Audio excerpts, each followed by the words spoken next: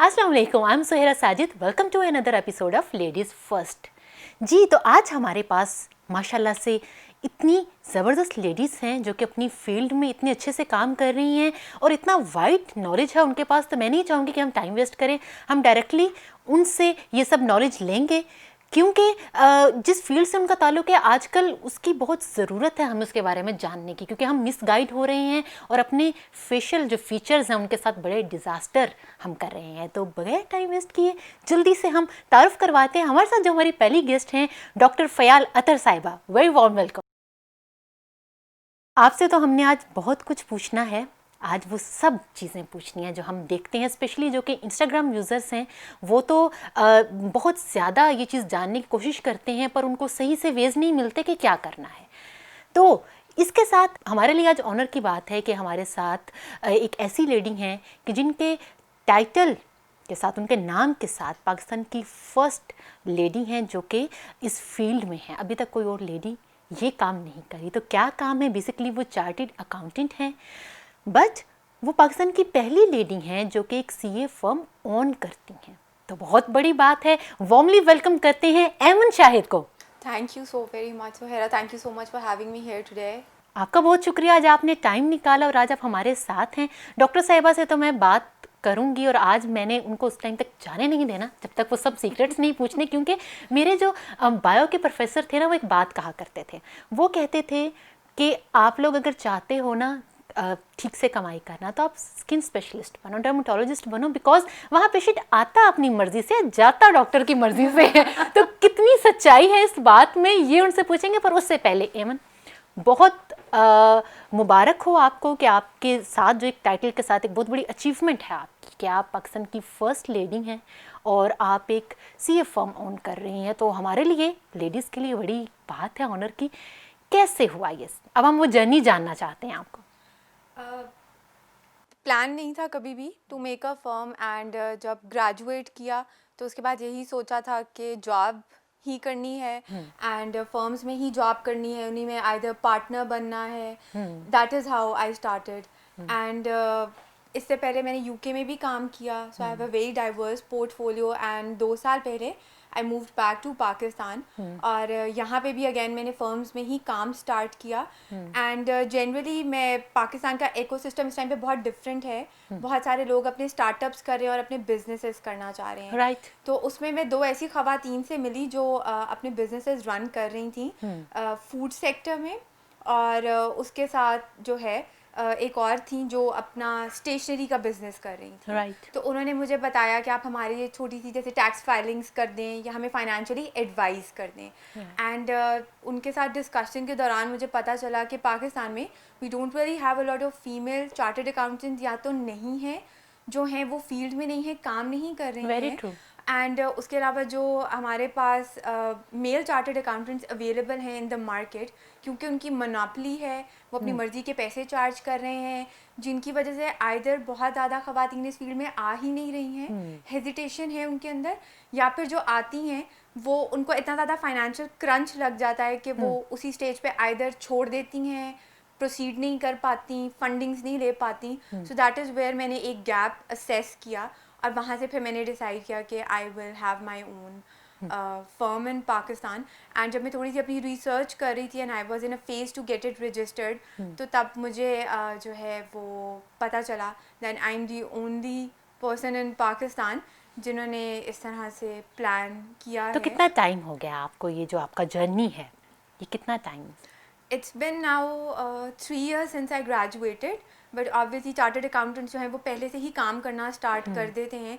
In totality मुझे 5 साल हो गए हैं फील्ड में काम करते हुए, जिसमें मैंने बहुत डाइवर्स क्लाइंट्स के साथ काम किया है एंड पाकिस्तान में right now I am very interested to work with startups and mostly women led businesses, क्योंकि पाकिस्तान में उसकी बहुत ज़्यादा इम्प्रूवमेंट की ज़रूरत है। और अब तो ये लॉकडाउन और कोरोना के बाद से बहुत से बिजनेसेस ऑनलाइन आए हैं, ऑनलाइन भी आ गए हैं, तो उसमें तो वो बहुत ज़्यादा, और स्पेशली जो एक कंफर्ट लेवल होता है लेडीज़ के साथ, वो बहुत ही आप उनके लिए सपोर्टिव हैं, बिकॉज आप इस तरह मज़ीद इस बारे में आपसे टिप्स भी लेनी है और मज़ीद बातें भी करनी है। और हम डायरेक्टली जंप करते हैं डॉक्टर साहिबा की तरफ। डर्मेटोलॉजिस्ट हमारे पास हैं।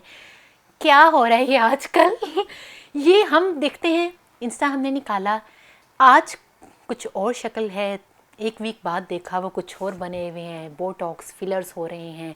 फिर एक बहुत ही कॉमन चीज़ वाइटनिंग इंजेक्शंस, ज़रा इस पर रोशनी डालें। From where should I start? आप ऐसा करें, वाइटनिंग इंजेक्शन क्योंकि बहुत कॉमन, मुझ तक ही क्वेश्चंस आते हैं, वो सब लोग जो भी देख रहे हैं वो जानते हैं कि कौन कौन मुझसे क्वेश्चन करता है, स्पेशली जब मैं इंस्टा पे लाइव आती हूँ या वहाँ पे मैं कुछ ऐसा पोस्ट करती हूँ, तो क्वेश्चन मेरे पास ग्लूटाथायोन की आप इन्फॉर्मेशन दें। मैं उनसे कहती हूँ मैं आपको आज बुलाने का मकसद यही था कि ये क्या है, और बहुत से ऐसे प्लेसेस हैं जहाँ पे वो लोग जो कि बाकायदा नहीं एक्सपर्ट, वो खुद ही से ये सब इंजेक्ट कर रहे हैं। तो इसलिए मैं चाहती हूँ कि वहाँ से स्टार्ट लेते हैं, ग्लूटाथायोन क्या है और देन ये जो वाइटनिंग इंजेक्शंस हैं ये क्या प्रोसीजर है। बहुत अच्छा क्वेश्चन है आपका, और ये बहुत ज़्यादा एक ना आजकल सोशल मीडिया पर इधर उधर अचानक कॉस्मेटोलॉजी के जो फील्ड है ना, बहुत उसमें इतनी जल्दी जल्दी न्यू इनोवेशंस आ रही हैं और नई नई चीज़ें आ रही हैं। एक चीज़ को छोड़ो दूसरी, जैसे मोबाइल के मॉडल्स नहीं आते, इस तरह न्यू चीज़ें ऐड अप हो रही हैं। इसमें जो है हमारी जो साइड है ना दुनिया की, पाकिस्तान, इंडिया, बांग्लादेश, इस तरफ की, इनको सबको ना गोरा होने का बहुत शौक है ना। एक साइकोलॉजिकली इम्पैक्ट भी होता है बच्चों ऊपर से पे, वो भी तो आते हैं ना, साफ कमर्शियल्स आते हैं, ये क्रीम लगाई 1 2 3 4 5 6 7 यूं गोरा। हाँ, और इन क्रीम्स का भी मैं आपको बताऊंगी थोड़ा सा। आज तो ये बता ही दें सब। बता देती हूँ मैं। जो ग्लूटाथियोन है ना, basically it's an antioxidant. Antioxidant होती है, it's just like a multivitamin, जो कि आपकी स्किन पे तो इसका इफेक्ट बाद में आता है। इसका ये मेन एक्शन जो है ना इसका है कि आपकी, जिसे कहते हैं ना, जिगर की गर्मी ख़त्म की है, आपकी जिस्म में जो गर्मी होगी उसको ख़त्म किया है। वो गर्मी क्या है, आपकी बॉडी में रिएक्शंस हो रहे हैं, फ्री रेडिकल्स प्रोड्यूस हो रहे हैं जो कि आपकी हर ऑर्गन को डैमेज कर रहे हैं, जिसकी वजह से आपकी जो है ना लिवर पर, जॉइंट्स पर, मसल्स पर, एवरीथिंग, बोन्स पर एक स्ट्रेस आता है। बेसिकली ग्लूटाथियोन जो है ना ये उसको न्यूट्रलाइज करती है। हमारी अपनी बॉडी ग्लूटाथियोन बनाती है, लेकिन इसकी प्रोडक्शन एक ख़ास एज पर आकर कम हो जाती है। और वाइटनिंग इंजेक्शंस कैसे डिस्कवर हो, ये कैंसर के पेशेंट्स को एज एन एंटीऑक्सीडेंट देते थे। कैंसर के पेशेंट्स की आपको पता है कीमोथेरेपी बड़ी स्ट्रॉन्ग होती है, राइट। उसके बड़े साइड इफ़ेक्ट्स होते हैं, लिवर पर, किडनी पर, सारे ऑर्गन्स पर। तो जब उनकी लिवर और किडनी को सेव करने के, हार्मफुल इफ़ेक्ट्स को डैम्पन डाउन करने के लिए ग्लूटाथियोन दी गई, तो देखा गया वो वाइट हो गए, उनकी स्किन भी वाइट हो गई, उनके हेयर भी वाइट हो गए, उनके बॉडी का पिगमेंट कम हो गया। तो ये डिस्कवर हुआ कि इसका साइड इफ़ेक्ट जो है ना वो वाइटनिंग है। किसी की भी दवाई का साइड इफ़ेक्ट होता है, जब प्रोलॉन्ग यूज़ करें ना इसको, तो आपकी स्किन में वाइटनिंग लेकर आती है ये। Actually it's a side effect है, इसकी ये ट्रीटमेंट नहीं है। अब दूसरी चीज़ आती है कि इसकी इंजेक्टेबल फॉर्म्स भी हैं और टैबलेट फॉर्म्स भी हैं। और इंजेक्टेबल फॉर्म ट्रीटमेंट जो है ना, it is for this cosmetic purpose ना FDA अप्रूव्ड नहीं है, यानी फेडरल ड्रग अथॉरिटी ने अप्रूव नहीं की हुई। लगाते हैं सब, लगवाते हैं, सारे लगवा रहे हैं, ये सबको पता है, लेकिन ये इतनी कोई, मतलब अगर आप एथिकली देखे जाएं तो डिस्करेज करना चाहिए। तो क्यों लोग ज़्यादा अलाउ इस तरह मार्केट में क्यों अवेलेबल हैं कि कोई भी उठ के ले सकता है? ऐसा नहीं, कोई भी उठ के नहीं ले सकता। ये तो अब रिसेंटली मैं हैरान होती हूँ कि पेशेंट आए कहते हैं कि जी हम इंजेक्शन ले आएंगे, लगवा दें। हाँ। तो आई एम शॉक, मैंने आप कैसे इंजेक्शन ला सकते हैं? पे पोस्ट लगी देखी इंस्टा पे, फेसबुक पे, ग्लूटाथायोन की टैबलेट्स, मींस वो इस तरह दे रहे हैं लोग। हाँ, ये जो कंपनीज लेकर आ रही है ना बाहर से, ये जो है ना लेकर आ रही हैं, अब ये अपनी मार्केटिंग इन मीडिया पे कर रही हैं। हालांकि ये ड्रग अथॉरिटी को देख लेना चाहिए कि यहाँ पर मार्केटिंग इन चीज़ों की नहीं होनी चाहिए। Prescription drugs should be available and given by the medical store. ये जितनी भी मल्टीविटामिन्स आती है ना, फूड न्यूट्रिशन की आती है मल्टीविटामिन्स, ग्लूटाथियोन भी उसी में आती है, तो ये हर एक को ऐसे ही ना दे दिया करें। यहाँ तो आपको पता है स्टीरॉयड भी विदाउट प्रिस्क्रिप्शन मिल जाती है, एक्सेस है, आप कोई भी हाँ, जाके मतलब कोई ऐसा वो मसला नहीं है। लेकिन थोड़ा सा इस पे फिर अब आपको पता है थोड़ी रेगुलेटरी लॉज को टाइट करने की ज़रूरत है, पहली बात ये। दूसरी बात ये, अगर डॉक्टर समझता है और आपको प्रिस्क्राइब करता है, तो डॉक्टर को नॉलेज होती है कि वो अपनी लिमिट्स में रहकर सारा कुछ करके कितना इसकी डोज एडजस्ट करनी है, किस तरह देनी है कि इसका बेनिफिशियल इफेक्ट भी आ जाए और इसका हार्मफुल इफेक्ट भी ना हो। Right. तीसरी चीज़ जो है कि किसी चीज़ का भी इफेक्ट बॉडी में फॉर एवर नहीं रहता, 4 मंथ्स तक रहता है, उसके बाद आपकी नेचुरली ग्लूटाथियोन आपकी बॉडी से ख़त्म हो जाएगी। बॉडी की प्रोडक्शन ऑलरेडी कम है, तो आप अपने कम्प्लेक्शन पर वापस आ जाएंगे। वी कैन नॉट चेंज कि आप कहें ये लगा दो और हम लगाते ही जाएं और करते ही basically, चौथी चीज़ है, this is an injectable treatment. right. इसका रिएक्शन भी हो सकता है। और इंजेक्टेबल ट्रीटमेंट्स जो होती है ना, वो सिर्फ आपको पता है doctors and paramedical staff, nurses और जो technician specifically trained and certified person होते हैं जो कि दे सकते हैं। एस्थेटिशियंस भी होते हैं, कॉस्मेटोलॉजिस्ट भी होते हैं, लेकिन as long as they are not qualified nurses या डॉक्टर्स या प्रॉपरली ट्रेंड, तो वो इंजेक्टेबल्स नहीं यूज़ कर सकते। All over the world this is the rule. तो अभी आपने कहा कि ये एक ड्रग का साइड इफेक्ट है, ग्लूटाथियोन का साइड इफेक्ट है, बेसिकली वो मेलानिन की प्रोडक्शन को कम कर देता है। नहीं, मेलानिन की प्रोडक्शन को कम नहीं करता, वो जो डार्क मेलानिन है उसको लाइट मेलानिन में। क्या ये पॉसिबल है कि उसका वो प्रोसेस डिस्टर्ब कर दे बॉडी में और रिजल्ट में आपको पहले से भी ज़्यादा डार्क कॉम्प्लेक्शन मिले? नहीं, ऐसा नहीं, ऐसा नहीं होता। रिस्पॉन्स बाज़ दफ़ा नहीं आती बाज़ लोगों में। अच्छा ठीक है। उसके फिर मल्टीपल इश्यूज और रीजंस होते हैं, वॉट एवर जो उनकी बॉडी, हर एक की बॉडी का मेटाबॉलिज्म डिफरेंट होता है ना, सही, तो उसके डिफरेंट रीजंस हैं। लेकिन इंजेक्टेबल जितनी डिस्करेज करनी चाहिए उतना ही बेहतर है। I always discourage my patient कि एक तो इंजेक्शन की प्राइस बहुत है, दूसरी जो है कि आप हर 2 दिन बाद आके अपने अंदर इंजेक्शन लगवाओगे, उसमें विटामिन सी भी साथ ऐड करनी पड़ती है, उसको रिड्यूस्ड एक्टिवेट करती है। और आफ्टर एवरी 4 मंथ इसको दोबारा से करना, वो मेंटेनेंस डोज देनी पड़ती है आपको एक ना, 4 मंथ्स दोबारा ना करें, आप मेंटेनेंस डोज दे दें once a month like that. तो वो आपको पता है इंजेक्शन विटामिन सी इरिटेट करती है, आपकी स्वेलिंग हो जाती है, जाहिर बात है, उसे हम कहते हैं वेन्स में स्वेलिंग होगी है, फ्लेबाइटिस हो जाता है। तो ये कोई एक चीज है, वो चीज नहीं है कि आप अपने कलर को चेंज करने के लिए इतना ज़्यादा अपनी जान खतरे में डाली हुई है। एक्सपेंडिचर भी तो देखें ना, आप देखें ना, तो पैसा कितना लग रहा है। पैसा बताइए यहाँ पेशेंट का बहुत पैसा लगता है। देखिए patient, it's an expensive treatment. Aesthetics की, कॉस्मेटोलॉजी की सारी ट्रीटमेंट्स एक्सपेंसिव होती हैं, क्योंकि इनके जो रॉ मटेरियल हैं वो एक्सपेंसिव आते हैं। तो और फिर स्पेसिफिकली ट्रेन, अगर हम बात करें, जैसे भी इंजेक्शंस की बात करें, ये सब जानना चाहते हैं कि वो जो एक पूरा उसका क्या होता है, सिटिंग्स होती हैं डिफरेंट उसकी? हाँ जी, डिफरेंट। देखिए मैंने आपको बताया डिफरेंट पर्सन्स का डिफरेंट मेटाबॉलिज्म होता है, रिस्पांस हर एक की डिफरेंट होती है। किसी को पहली के बाद ही बड़ा अच्छा आ जाता है, किसी को 10वीं। ओवरऑल कहें कि कितनी सिटिंग्स जो हैं वो बन जाती हैं? रूटीन मतलब यूजुअली हम जो एडवाइस करते हैं 8 to 15। 8 to 15। और जो पर सिटिंग चार्जेस कितने इस पे आते हैं? 8 to 10,000 लेते हैं। ये आप देख लें। अच्छा, और अब इसमें ऐसे भी लोग हैं जो कि पर इंजेक्शन में, आप ये देखें ना, बिजनेस आ गया ना, ये देखें यहाँ पे। अच्छा, और अब ऐसे भी लोग हैं जो कि आपको कहेंगे हम 5 में लगा देंगे। अब आपको कैसे 5 में लगा देंगे? क्वालिटी पे कॉम्प्रोमाइज करेंगे, आप अपनी क्वालिटी पे कॉम्प्रोमाइज करेंगे। हम ये सारी बिजनेस वाली बातें पूछेंगे क्योंकि बहुत से लोग कॉम्प्रोमाइज क्यों करते हैं? वो मनी बनाना चाहते हैं, पैसा बनाना चाहते हैं, और देन वो, आप क्या सजेस्ट करती हैं जब कोई इस तरह से आपके पास आता है अपनी लेके ज़्यादा? तो आपके पास जाहिर बात है लेडीज़ ही आपसे कंसल्ट करती हैं या फिर मेन भी करते हैं?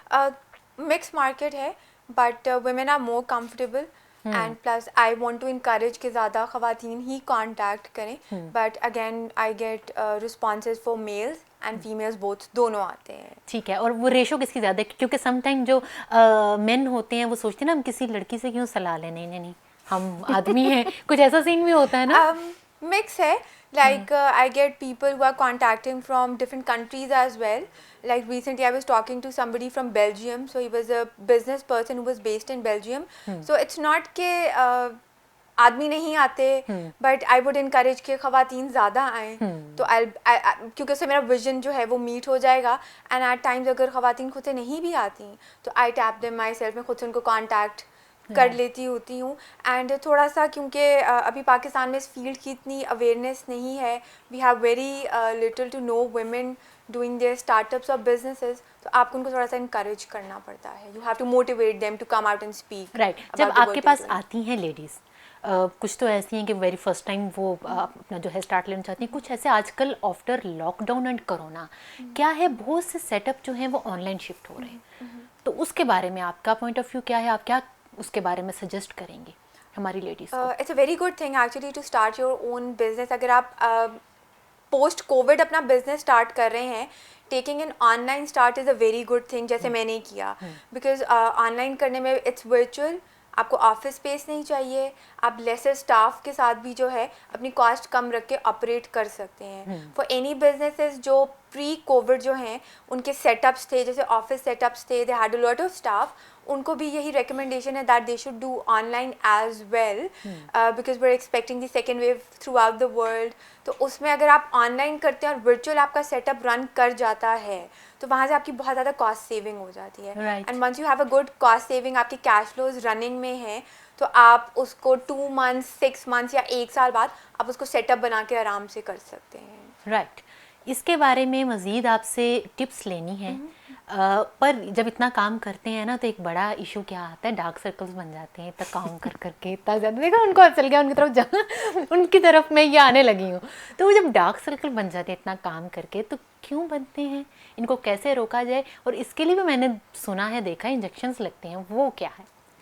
हाँ जी, डार्क सर्कल्स जो है ना उन्हें हेलोस कहते हैं, और हम उनको बाय करना चाहते हैं कुछ तो फैमिलियल होते हैं, कुछ लोगों की फैमिली में ही ये सब कुछ होता है। सेकेंडली ये होता है कि फिर स्ट्रेस होता है और मल्टीपल फैक्टर्स होते हैं। आपकी जो आईज़ के अराउंड स्किन है that is already very thin, वो डिफरेंट होती है, और उसके नीचे बहुत से स्ट्रक्चर्स होते हैं, फैट होती है, फिर ब्लड वेसल्स होते हैं, फिर मसल्स होते हैं, फिर नीचे बोन होती है। तो एज के साथ साथ कुछ ये लाइट्स जो आती हैं, रेज, ये भी हमारे कोलेजन को डिस्ट्रॉय करती हैं, तो नीचे की पैडिंग फैट की भी कम हो जाती है, नीचे के जो डीप कलर्ड स्ट्रक्चर होते हैं वो दिखने लग जाते हैं। तो जब डार्क सर्कल की आप ट्रीटमेंट कहते हैं ना, तो उसमें फिर एक जो मतलब आई की रिजुविनेशन ट्रीटमेंट आ जाता है, वर्ड होता है रिजुविनेशन, जिसमें हम सिंगल ट्रीटमेंट नहीं लगा सकते। उसमें हम ये करते हैं कि उसको हम स्टेम सेल थेरेपी भी एडवाइस कर देते हैं, उसकी meso mixed serum, different serums आते हैं इंजेक्टेबल, जिसमें हाइलुरोनिक एसिड भी होता है जिन्हें हम फिलर्स कहते हैं, अमाइनो एसिड्स भी होते हैं जो कि कोलेजन बूस्टर्स होते हैं, कोलेजन बनाएंगे, और ये सब चीज़ें मिल के ना और एक इफेक्ट आता है। इट टेक्स अबाउट, तो वो क्या है जो हम कहते हैं हम आई क्रीम्स लगा लें डार्क सर्कल्स के लिए? अगर आई ये क्रीम्स इतना बिल्कुल होती है, इंटरनली इसका वो उनकी इफेक्ट है। मेंटेनेंस के लिए आई क्रीम्स आप अर्ली स्टार्ट करें। जो राइट एज है ना आई क्रीम की स्टार्ट करने की, दैट्स अराउंड 20, आफ्टर 20 आप स्टार्ट कर दें।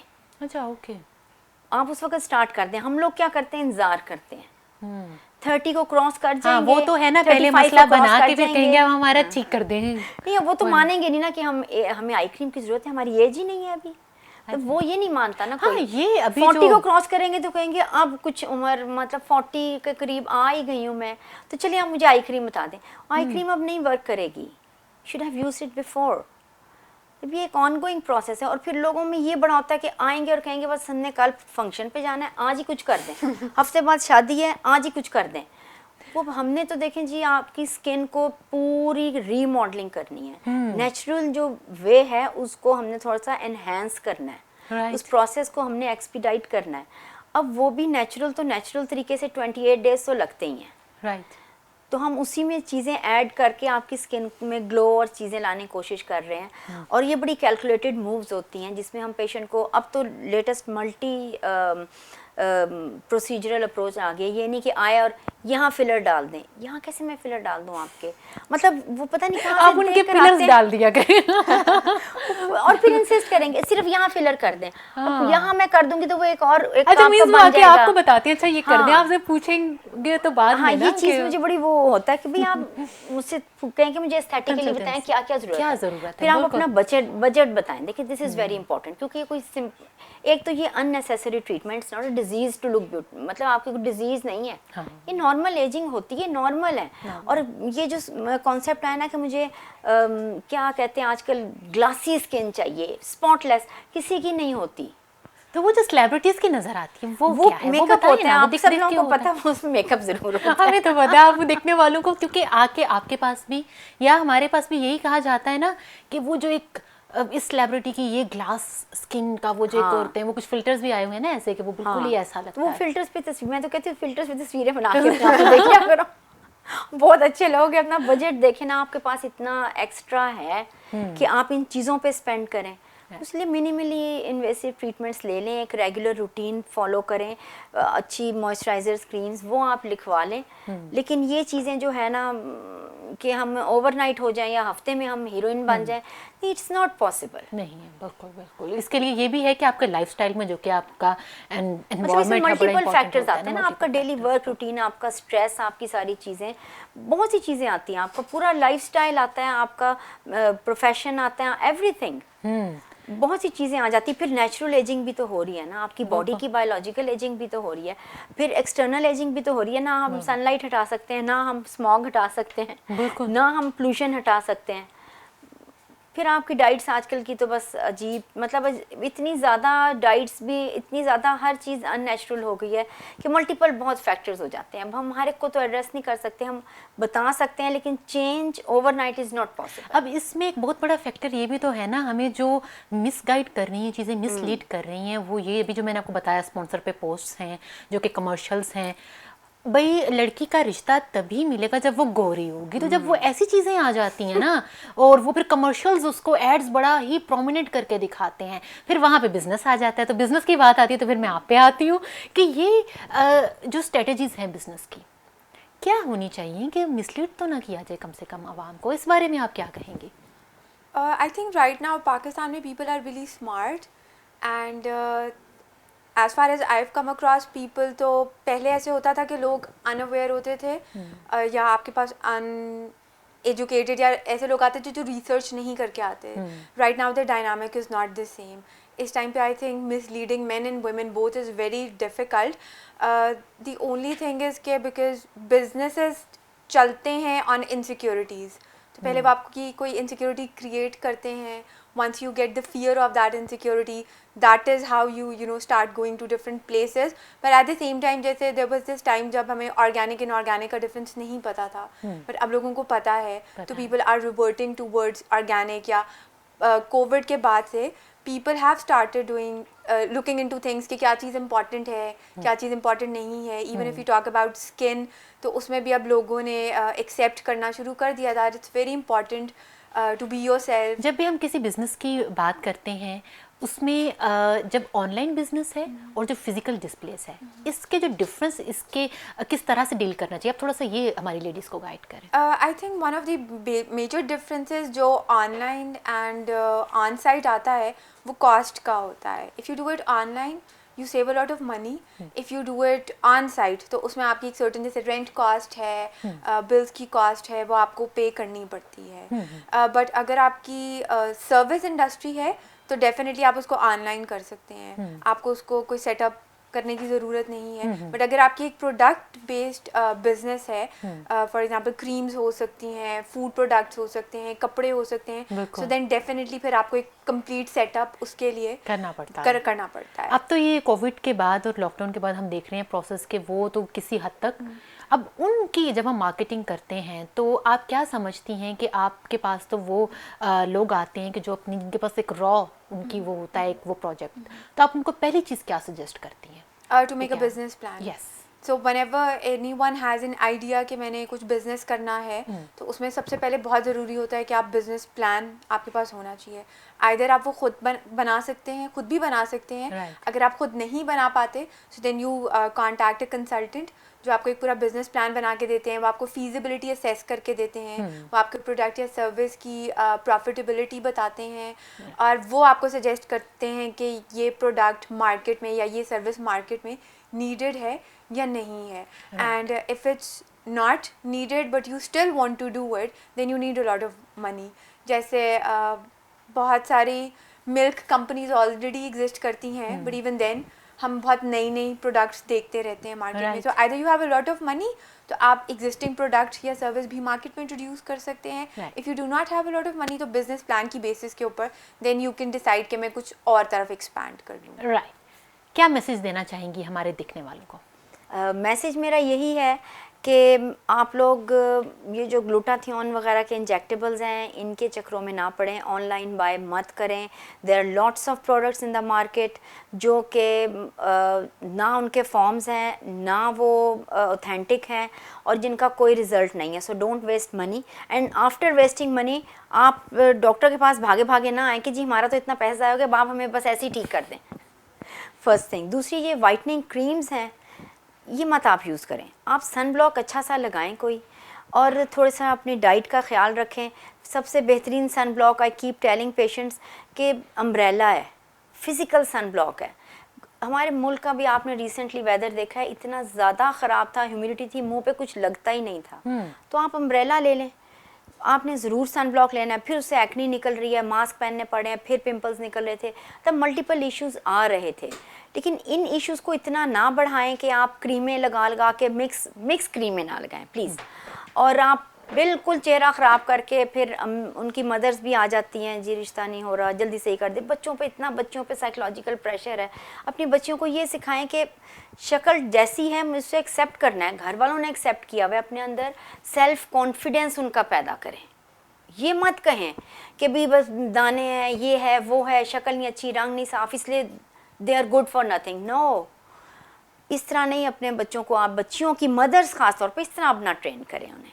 Thank you so much. आपके साथ मुझे तो टाइम, अभी बहुत सारे सवाल हैं, इनको फिर बुला लेंगे, इनसे वो वाली बातें ही पूछनी है। अभी बहुत मुझे खुशी हुई कि आपने बताया कि ये ठीक नहीं है, ऐसा नहीं करना। Thank you so much doctor साहिबा। एमन, आपका बहुत शुक्रिया। हमें बहुत खुशी है कि आज आप हमारे साथ यहाँ रहीं।